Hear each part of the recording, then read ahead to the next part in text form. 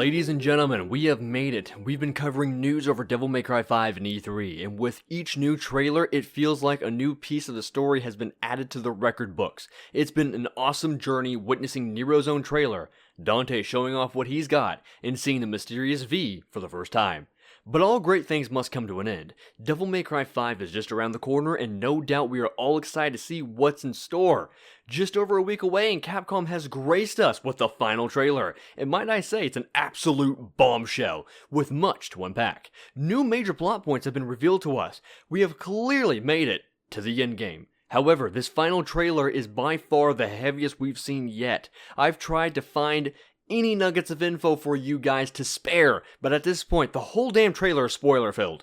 With that being said, major spoilers ahead. This is the point of no return. Until the release of Devil May Cry 5, from now on, I will let you guys know whether or not to expect spoilers in the future. Okay, so if you're still here, clearly you're ready for this and have likely seen the trailer. If not, I'll link that below for you to click on, so please go check that out first. And if you're still here, then it's time for your man of fire himself to break it down for your viewing pleasure. Without further ado, let's show down. Yeah, this is the starting point. You know shit's gonna get heavy. If any of you had any doubts about Virgil coming back or not, here you go. Virgil is back. To what capacity? We're unsure at the moment, but we do have a couple of theories. Firstly, we see Virgil standing around a falling sky. We'll talk more about that in a moment. First major theory is that Virgil is Urizen. What supports this? First off, from the trailer we can hear Urizen saying the line to Nero, "You will regret being born useless and human." From what we know, Virgil hates his human side because he's a power-hungry and it's that demon side of his that he has the power he's looking for. Calling out Nero for being useless and human sounds like something directly that should come out of Virgil's mouth. Considering the fact that Virgil is Nero's father, this fits the agenda that much more. Now, this has been a theory amongst the community members for quite some time, so let's take our previous knowledge that we've gotten before this trailer. Several factors point to Virgil being this absolute mountain of a character is the fact that Virgil is clearly seen in the beginning of all these events reclaiming his sword by ripping off Nero's arm. No one else would say, "I'm taking this back," and open a portal in that notorious stance as Virgil does. This has been speculation since E3. Come on, keep up. The puzzle starts falling together after you realize the events of the game take place 2 months after the reclamation of Yamato. About this time around one of the first missions, Nero sees the damage done from the Qliphoth and realizes this is clearly the work of Yamato. Yamato did this. Then we see Virgil dominating the humans and ruling with absolute power as he often pursues. In retrospect, this is very similar to DMC3's events, except this time we see the Qliphoth taking the blood of the humans within Redgrave City, not too unlike the vacant city of Devil May Cry 3's being invaded by Teminigrue. We are then followed up by another cutscene of Dante, Lady, and Trish going deeper within the tree and having Dante say, "Guess I get to see it with my own eyes. If it really is you." Who? Who would he be referring to that specifically? Sounds like he knows a lot more than he's letting on. This is near the beginning of the game, before our heroes are defeated by Urizen. This is when V came to Morrison with a contract for Dante. Did V know Urizen is Virgil? That's another rabbit hole, so I'll leave that one to you guys. Finally, one last thing we notice is Urizen's arm being similar to Nero's devil arm. This is a bit of a stretch to call out, seeing that all demons have very similar spiky arms, but it's interesting to notice the colors on this arm also being similar to Nero's, like it runs in the family. Lastly, Urizen's trailer lines have been reverbed by numerous content creators at this point, so it's become obvious that Dan Southworth, the voice actor of Virgil, is also voicing Urizen. It has begun. I will show you your worst nightmares. The development of this game does not seem to be lacking in the funding field, so why use the same voice actor if not recycling assets? This was clearly intentional, but rather Urizen being Virgil or a spawn created by him, we are still unsure.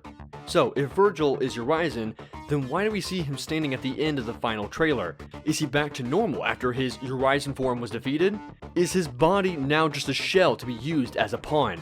or is it fit better under theory number 2? Virgil is not Urizen, but actually serves for him. No doubt, Virgil wanted to stop Mundus after being enslaved by him from the ending of Devil May Cry 3. But the last time we saw Virgil, he was defeated in Devil May Cry 1 by his brother Dante. For once, we don't know Virgil's motivations at this point. Pun intended. Moreover, it's weird seeing the line from Virgil at the beginning of the game. I'm running out of time. What does this mean? Why is he running out of time? Did Virgil have to retrieve Yamato to give Urizen in order for him to be brought back? Is it possible that Urizen wanted Yamato to siphon its power for the Qliphoth, hence him having the same voice actor? It seems most things in the underworld are controlled what was from Sparta and Mundus, but also from the Sons of Sparta. Virgil thought he could control the underworld in Devil May Cry 3, but now is just a tool to be used for his Sparta power by the Underbeings. Honestly, I could be spitballing ideas about Virgil all day and even make an hour-long video, but remember, we still have more to break down from this trailer, so be sure to let me know what you guys think down below. Another thing that was very significant in this video was definitely Nero, something that may have been easily missed, but I feel this is an underlying meaning here. But before we get into that, let's discuss the Qliphoth first. The trailer opens up with the Qliphoth falling apart. No doubt this is likely towards the end of the game. This is immediately followed by the shot of Nero running and trying to get to the van. From this shot, we see Nero just barely miss the mark and falling behind. Is this the trailer misleading us and cutting off right before Nero hops in? Or does Nero actually get left behind inside the Qliphoth? This would actually make sense with what we see at the end of the trailer. Nero looks lost, alone, like he came to the Qliphoth prepared but is now lost to his own devices. This shot here even supports the fact that Nero might have gotten left behind inside the Qliphoth. Or maybe the van fell off the cliff while the tree was falling apart before Nero was able to hop in. What if the van with the 3 girls goes missing at this part and we don't see them for several missions in? I don't know about you guys, but this would make for a very interesting story later on down the road. Hashtag Lady5. With Nero lost and alone, it's likely Nero decided to solo Urizen, maybe to encounter Dante at this point, or even Virgil. And what about V in all this? Did he somehow mislead them in all this and just disappear? Or did he end up dying halfway through this journey? The latter one might actually be more likely, as we've seen plenty of hints for that throughout the trailer. Who knows, maybe V even swoops in to deal the final blow to Urizen. Now, back on track. It's interesting we see these scenes of the Qliphoth changing the sky, almost as if to merge the underworld with the real world. With this, we see Virgil emerge, likely a fight or a plot point that will be very prominent. Hopefully, Virgil isn't just a misused MacGuffin. But one thing that a lot of people have been pointing out is Nero and his Devil Trigger. Yes, Virgil did rip off Nero's arm, but that does not take away the demon within Nero. It's still within his blood. It may be likely we'll see Nero unlock his true Devil Trigger as shown in this ending shot. From either being alone and abandoned, or maybe against a fight with either Urizen or Virgil. Considering we hear Urizen call out Nero directly within the lines, You will regret being born useless and human. this has got to be a very big plot point within the story. Seriously, if we play this whole game and Nero doesn't activate the Devil Trigger within him like his own theme says, we're going to have a serious talk, Capcom. But ladies and gents, we are not even done yet. This breakdown has been story heavy thus far, but obviously, we still have one more character to talk about. Dante has the biggest plot points we've seen out in this trailer. Arguably, this trailer has the most story for Dante out of all the previous games, even combined. This is where the spoilers come in huge. First off, let's start off with that scene of Eva, Dante's mother. Come here. If I don't return, you must run by yourself, alone. You must change your name. Forget your past and start a new life. As someone else. A new beginning. This is huge. We knew the events of what happened to her in Dante, but we are seemingly going to explore more into that. And just from the looks of the trailer, it's going to be very emotional. Also, right after this scene, we see numerous shots of Trish. This was not by accident. Clearly this is going to have Dante coming to terms with what happened to his mother and his family. This will definitely make it all the rougher for him to face down Virgil. These scenes of Eva make perfect sense too, considering we see the shots of Dante approaching his old house. The Hyde collaboration song also includes shots of what looked to be this house and Dante activating his new devil trigger likely used for this fight. Who dares interfere? This fight might actually be similar to the one in Devil May Cry 1. Having the final boss fight for the final Sons of Sparta game is only fitting to have callbacks to the previous titles. When Hideaki teased that this game was going to be more story driven, he wasn't kidding. The trailers have already shown more backstory than the last few games at this point. Lastly, I want to bring up Dante's new sword.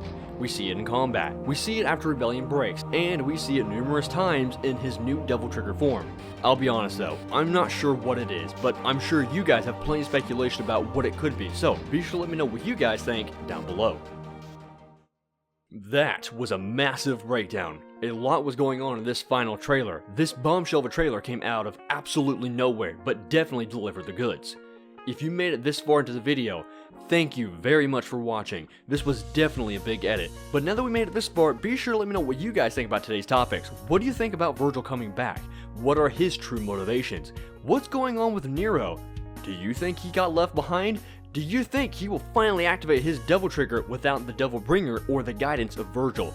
And of course, what about Dante and all this? How do you think the story will be played out? Be sure to let me know what you guys think below. Also, if you made it this far in the video, be sure to hit that subscribe button. More videos like this before launch, as well as big videos, are on the way for the channel. If you don't hit that subscribe button, I cannot guarantee they are going to make it into your news feed. And trust me, you do not want to miss out on those. Be sure to also leave a hashtag finished if you made it to the end of the video. Alright guys, that's all I've got for you this time around. Be sure to let me know what you guys think about any or all of today's topics. I want to thank you all for watching a long time, but not a hard time. And I'll see you guys next time.